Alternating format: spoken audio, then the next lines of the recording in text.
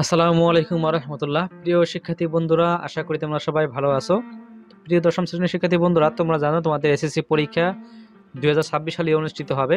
প্রিয় শিক্ষার্থী বন্ধুরা, 26 সালে এসএসসি পরীক্ষার জন্য একটি সংক্ষিপ্ত সিলেবাস প্রকাশিত হয়েছে। জাতীয় শিক্ষাক্রম ও পাঠ্যপুস্তক বোর্ড এনসিটিবি থেকে ডিসেম্বরের 28 তারিখে একটি সিলেবাস প্রকাশিত হয়েছে। এটি আবার নতুন করে সংশোধন করে জানুয়ারি মাসের 2 তারিখে আবার প্রকাশিত হয়েছে। এটি চূড়ান্ত সিলেবাস। এখান থেকে তোমাদের এসএসসি পরীক্ষার প্রশ্ন প্রণয়ন করা হবে। তো প্রিয় শিক্ষার্থী বন্ধুরা, আজকে আমরা আলোচনা করব যে সংশোধিত যে সিলেবাসটি রয়েছে সেই সিলেবাসের বাংলাদেশের ইতিহাস ও বিশ্ব সভ্যতা, যারা আর্টস নিয়েছো মানবিক শাখা তাদের জন্য এই বইটি। প্রিয় শিক্ষার্থী বন্ধুরা, এর আগে এই বিষয়গুলো আমরা সিলেবাস সংক্রান্ত বিষয় আলোচনা করেছি এবং ভূগোলটাও দিয়েছি। তো আজকে আমরা আলোচনা করব বাংলাদেশের ইতিহাস ও বিশ্ব সভ্যতা এই বইটি নিয়ে। এই বইয়ে তোমাদের এসএসসি পরীক্ষায় কোন কোন অধ্যায়গুলো থাকবে, প্রশ্ন কিরকম হবে সে বিষয় নিয়ে।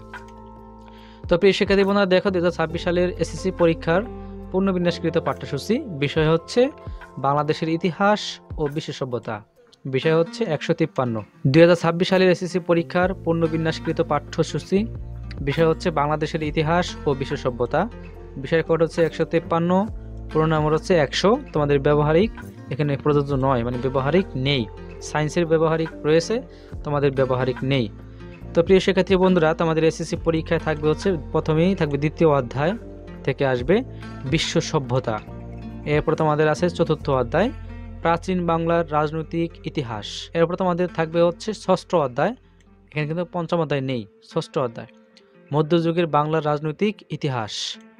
এবং তোমাদের রয়েছে অষ্টম অধ্যায় বাংলায় ইংরেজ শাসনের সূচনা পর্ব, এইটা তোমাদের রয়েছে। এবং তোমাদের রয়েছে নবম অধ্যায় ইংরেজ শাসন আমলে বাংলায় প্রতিরোধ ও নবজাগরণ এবং সংস্কার আন্দোলন, এই নবম অধ্যায়টি রয়েছে তোমাদের।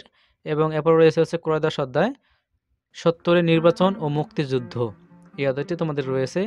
এটি সর্বশেষ অধ্যায়। যেহেতু তোমাদের হাতে সময় কম, তাই তোমাদের বইয়ের সকল অধ্যায়গুলো না দিয়ে সংক্ষিপ্তভাবে তোমাদেরকে দিয়েছে। আশা করি তোমরা এই অধ্যায়গুলো ভালোভাবে আয়ত্ত করবে।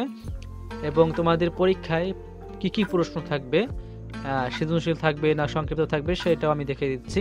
তোমাদের এসএসসি পরীক্ষায় থাকবে দেখো বিজ্ঞান, ইতিহাস, অর্থনীতি, পরিনীতি সব একই।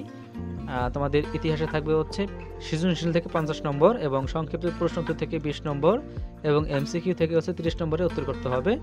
এখানে তোমাদের সৃজনশীল প্রশ্ন থাকবে 8টি, তার মধ্যে উত্তর করতে হবে 5টি এবং সংক্ষিপ্ত প্রশ্ন থাকবে 15টি, উত্তর করতে হবে 10টি এবং তোমাদের এমসিকিউ 30টি প্রশ্ন থাকবে, 30টি উত্তর করতে হবে। এই তোমাদের ইতিহাসের নম্বর বিভাজন এবং পাশাপাশি এই অধ্যায়গুলো একই, সেম টু সেম। তো প্রিয় শিক্ষার্থী বন্ধুরা, আশা করি তোমরা বুঝতে পেরেছো।